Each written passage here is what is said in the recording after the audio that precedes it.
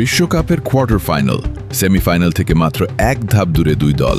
কিন্তু এই রাত শুধু একটি ম্যাচ ছিল না, ছিল স্বপ্নের সংঘর্ষ। শুরুতেই আর্জেন্টিনাকে এগিয়ে দেন অ্যালেক্সিস ম্যাকঅ্যালিস্টার। গোলের পর মনে হচ্ছিল ম্যাচের নিয়ন্ত্রণ পুরোপুরি অ্যালবিসেলেস্তেদের হাতেই, কিন্তু সুইজারল্যান্ড হাল ছাড়েনি। ৬৭ মিনিটে দান এন্দোয়ের দুর্দান্ত গোলে ম্যাচের সমতা ফেরে, স্কোর লাইন ১-১। কোয়ার্টার ফাইনাল তখন নতুন করে শুরু হয়। এরপর আসে ম্যাচের সবচেয়ে নাটকীয় মুহূর্ত। প্রথমে লিয়ান্দ্রো পারেদেসকে হলুদ কার্ড দেখান রেফারি, কিন্তু ভিএআর রিভিউতে ধরা পড়ে ভিন্ন সত্য। বাতিল হয়ে যায় পারেদেসের কার্ড। ডাইভিংয়ের কারণে দ্বিতীয় হলুদ কার্ড দেখে লাল কার্ডে মাঠ ছাড়েন ব্রিল এম্বোলো। মুহূর্তেই ম্যাচের মোড় ঘুরে যায়। ৯০ মিনিটেও মেলেনি কোনো সমাধান। শুরু হয় অতিরিক্ত ৩০ মিনিট।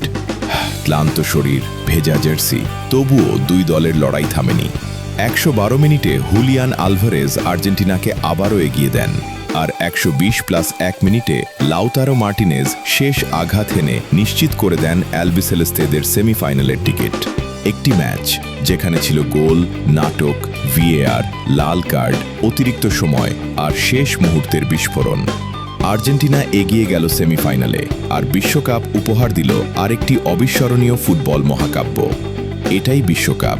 শেষ বাঁশি বাজার আগ পর্যন্ত কোনো গল্পের শেষ লেখা হয় না।